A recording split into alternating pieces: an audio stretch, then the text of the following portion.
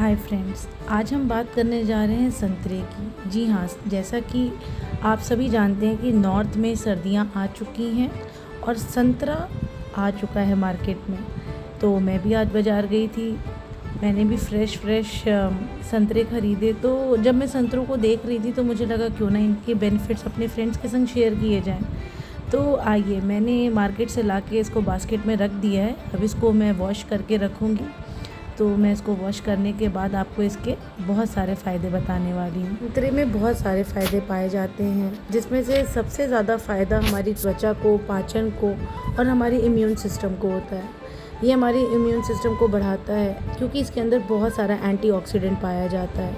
रोग प्रतिरोधक क्षमता का वो बढ़ाता है, इससे हमारा इम्यून अच्छा होता है। पाचन को भी ये सुधारता है क्योंकि इसके अंदर बहुत सारा फाइबर पाया जाता है, जिससे कब्ज, अपच और गैस जैसी समस्याओं को दूर करने में मदद मिलती है। और आंतों के स्वास्थ्य के लिए भी ये बहुत बेहतर माना गया है। फ्रेंड्स, इसके अंदर जो कोलेस्ट्रॉल कम करने की भी शक्ति होती है और पोटेशियम फोलेट जो इसमें पाया गया है, वो हमारे ब्लड प्रेशर को कंट्रोल करने पे भी मदद करता है। वज़न घटाने में भी बहुत सहायक है अगर हम इसको अपनी डाइट में शामिल करते हैं। और जब भी हमें लगता है कि हम थक गए हैं, बहुत लंबे टाइम तक हमने कुछ नहीं खाया है, तो हम संतरे को यूज़ कर सकते हैं एज ए स्नैक्स।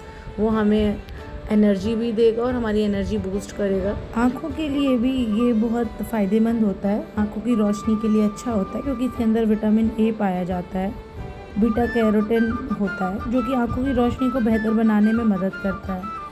और जिनको गुर्दे की पथरी है वो भी इसको ले सकते हैं क्योंकि इसके सेवन से उनको उस फ़ायदा मिलता है। गुर्दे की पथरी का जोखिम भी कम हो जाता है इसको खाने से।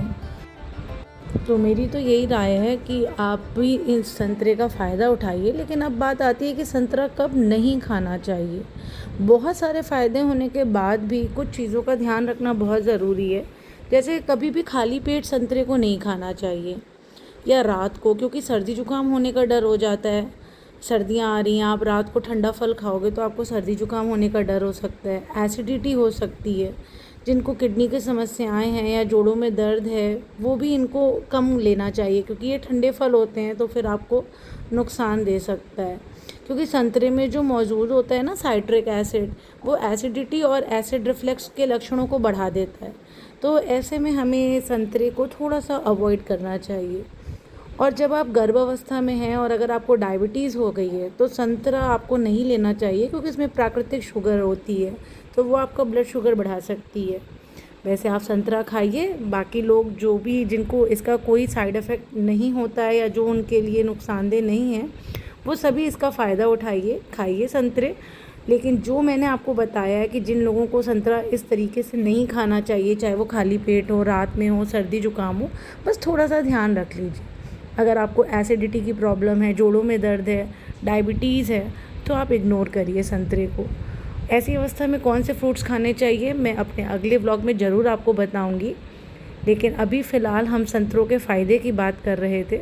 तो संतरे खाने से हमें बहुत सारे फ़ायदे मिलते हैं और आज हमने उन फ़ायदों को जाना।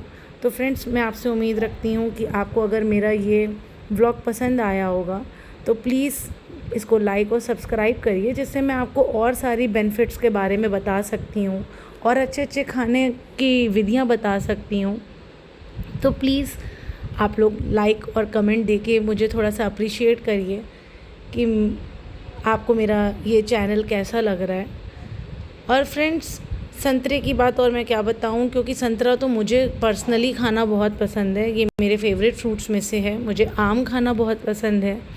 और वैसे भी जो भी विटामिन सी, एंटीऑक्सीडेंट फ्रूट्स होते हैं जिनमें फ़ाइबर बहुत ज़्यादा होता है, वो हमारे रोग प्रतिरोधक क्षमता को बढ़ाते हैं और बहुत ही अच्छा होता है। तो मैं तो इन ऐसे फ्रूट्स ज़रूर लेती हूँ। Thanks for watching.